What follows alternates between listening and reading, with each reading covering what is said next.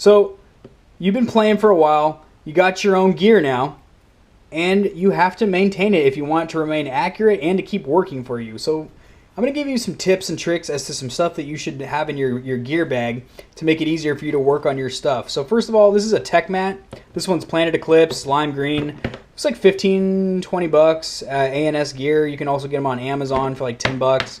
And while you don't need a tech mat, you can just have a towel laid out, and that works just fine. A tech mat's really cool to have because it doesn't slip on whatever surface because it's rubber. It's also got these little cutouts where you can put your screws and O-rings and small stuff so you don't lose it. Plus, it's really grippy because it's rubber, so your marker's going to stick on there really good, and it's washable. I mean, I know rags are washable as well, but this is just rubber. You can just rinse it off with a hose and keep it clean. It's just convenient to have. Plus, it makes you look like you're somewhat of a professional. Obviously, you're going to have a couple barrel squeegees and barrel swabs. This is a squeegee, which you should be pulling through if you got a barrel break or a fucking chop. But swabs are the cotton ones that look like massive Q-tips that you stick in there to kind of polish out your barrel. This is a 4-piece snap ring plier set, which I got for $8 on Amazon. And you really need these because a lot of guns have snap rings in like little weird places, like around the regulator and stuff, and you can't take your regulator completely apart like on the Azod Blitz or whatever unless you have these. So I would highly recommend investing the $8 to get these.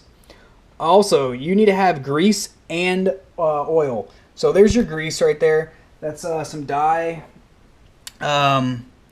slick lube. There's like Hater Sauce, Marmalade. There's a lot of different brands of grease out there. Then you're also going to want some oil because some markers take oil, like the Azod Blitz. Some markers take grease, as most spool valves do. Most higher end guns, you need both.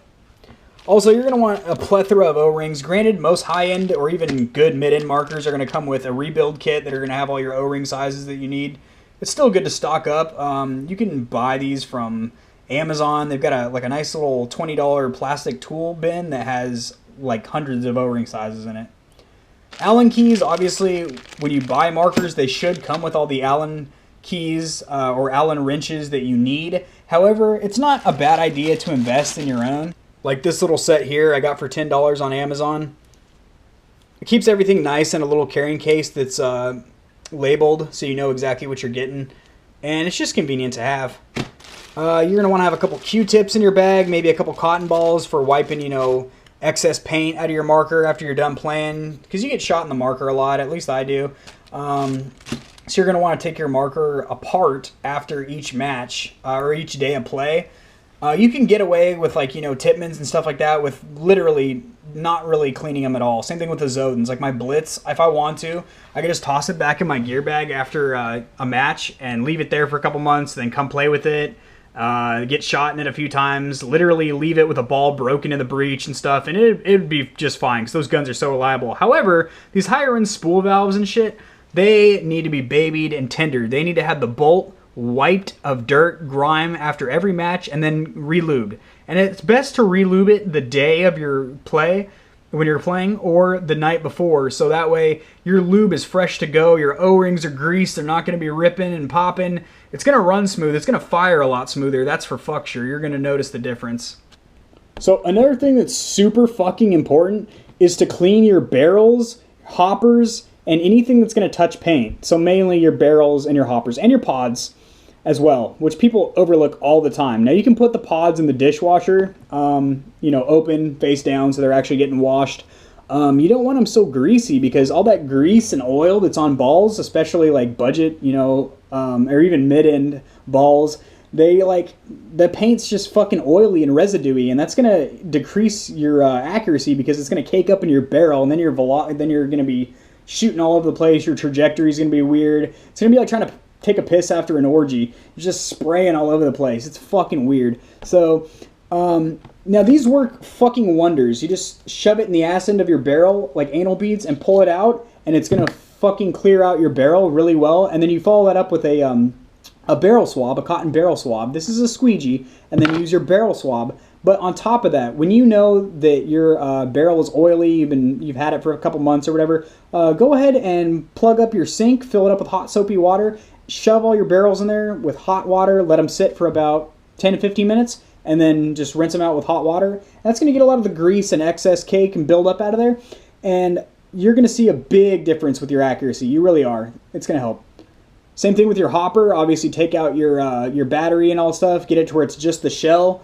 Or if you have a mechanical, if you have a gravity-fed hopper, then it's not going to matter. You can just throw it in the dishwasher like the pods. But with an electric, you want to take out your batteries and your board and all that stuff, and just get it to where it's the shell, which shouldn't be too hard to disassemble it to that level. And then wipe it out with like a Lysol wipe or like something to degrease it to where it's nice and crisp.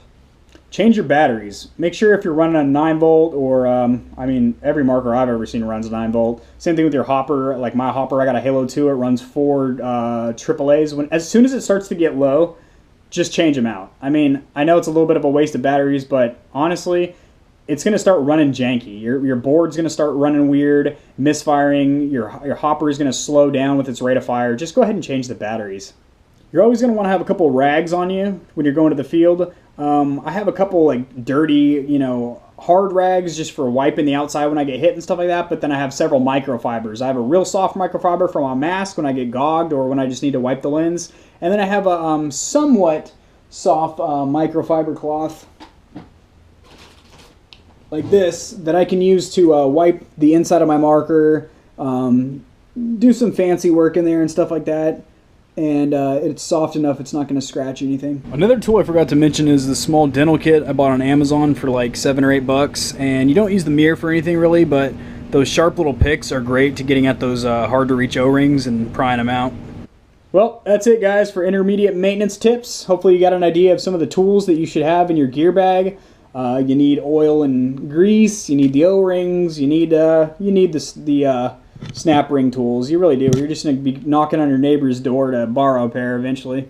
Trust me. So yeah, get that stuff.